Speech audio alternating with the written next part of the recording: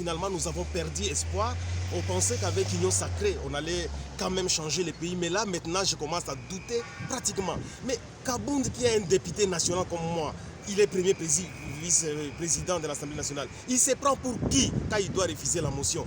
Si Kabound veut déclarer la guerre contre les habitants de l'Est qui sont en train d'être massacrés, assassinés, alors qu'ils le disent officiellement. Aujourd'hui, M. Kabound, avec tous les gens qu'ils sont en train de gérer, sont en train de chercher à faire un clivage entre l'Est et l'Ouest. Et ça, on ne va pas accepter. Ce que nous dénonçons aujourd'hui, l'assassinat à l'Est, la guerre à l'Est, aujourd'hui, les gens sont en train de mourir, c'est devenu des faits normaux. On n'en parle même plus. Chaque jour, il y a 20, il y a 30, il y a 50 morts et il n'y a rien qui se fait. Et vous savez, ici, c'est l'Assemblée nationale. Si l'Assemblée nationale ne sait pas faire son travail, c'est toute la République qui ne marchera pas. On est en train d'étouffer toutes les initiatives. Vous savez qu'il y a une motion de défiance que nous avons signée. C'est toujours la même équipe de Kabound avec le bureau de l'Assemblée nationale qui étouffe ça. Mais ils se prennent pour qui?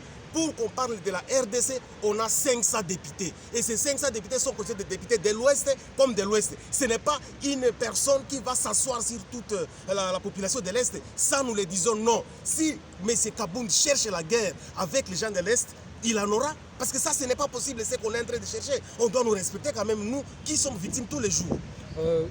À quoi consistait la motion et qui a demandé la motion?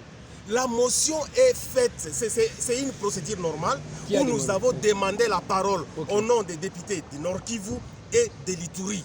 Et nous sommes en train de chercher à ce qu'aujourd'hui, qu'on remplace quand même les gouverneurs militaires qui ont échoué lamentablement dans ce qu'ils sont en train de faire à l'Est. Parce que tous les jours, il y a des morts. Nous sommes en train de demander qu'on puisse quand même mettre en exécution les différentes recommandations de la commission suivie, de la commission défense et sécurité, qui a analysé et qui a trouvé que le bilan est mitigé et qu'il fallait recadrer les tirs sur terrain, il fallait recadrer l'état de siège. On a demandé même le plan de sortie de l'état de siège parce qu'on a trouvé que nos forces doivent encore se préparer d'une façon vraiment active pour pouvoir changer les choses à l'Est. Et donc pourquoi l'Assemblée nationale, à travers les bureaux, va commencer à bloquer toutes les initiatives? Ça, nous le disons non. Il y a même des députés de l'Ouest qui signent, qui nous accompagnent. Mais seulement une frange, une petite partie des gens qui sont là parce qu'aujourd'hui on leur a donné le pouvoir, ils vont commencer à s'asseoir sur les gens. J'ai dit non. Si ils cherchent à créer des clivages entre l'Ouest et l'Est, bon, ils vont le faire. Parce que nous, on n'a pas le choix. Parce que ce qu'ils font, c'est grave. Nous avons besoin d'un peuple uni, un peuple où il y a la cohésion nationale. Et c'est ce que nous cherchons. Pas de bêtises où on gère l'Assemblée nationale comme on veut. Ça, on ne l'accepterait pas. Honorable, c'est parce qu'on parle de l'état de siège. Qu'en est-il de recommandations de la Commission de défense et sécurité de l'Assemblée nationale? Il y a plusieurs recommandations. C'est pour cela que nous avons demandé les plans de sortie. On a fait des recommandations au niveau, au niveau du ministère de Défense et Sécurité, au niveau du ministère de l'Intérieur, au niveau de l'Assemblée nationale du gouvernement. Il y a plusieurs recommandations. Et en gros, nous avons demandé qu'on puisse faire un plan de sortie, que le gouvernement nous amène un plan de sortie, parce que tous les indicateurs démontrent qu'aujourd'hui, l'état de siège est mitigé. L'état de siège ne pourra pas résoudre la question de l'Est. Nous avons demandé qu'on change toute la hiérarchie militaire pour qu'on ait quand même des personnes qui seront peut-être engagées autrement. On ne veut pas le faire. Et donc, il faut requalifier l'état de siège à travers la recommandation de la Commission de défense et sécurité. Et ça, nous n'accepterons pas, en tout cas, que des députés comme nous, qui sont choisis comme membres des bureaux, puissent commencer à marcher sur les collègues. Ça, on n'acceptera pas. Honorable, vider la salle, c'est une solution? Nous n'avons pas vidé la salle. Nous sommes sortis pour revendiquer notre droit. On l'a dit. Nous n'allons plus participer à toute séance de plénière où on est en train de voter contre une action qui ne produit pas de fruits. Ça, on ne le fera plus. On ne le fera plus.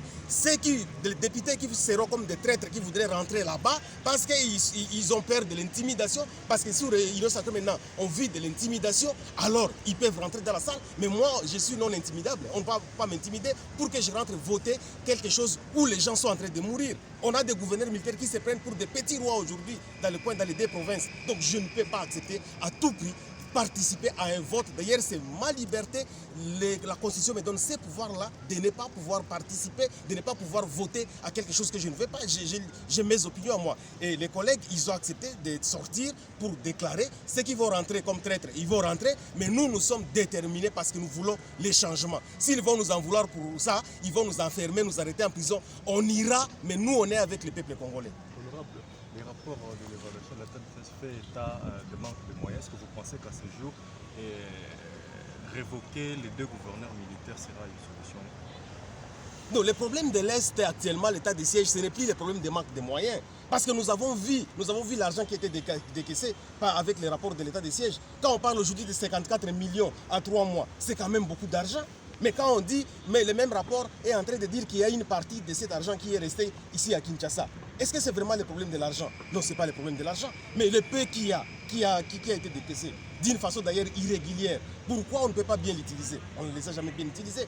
Donc nous, on est là, on est déterminés à remettre les choses sur les rails. On ne va pas accepter, on ne va pas cautionner des bêtises. On veut que le pouvoir fonctionne normalement, que le travail soit là comme les peuples congolais l'attendent de nous. Merci beaucoup, honorable. Merci.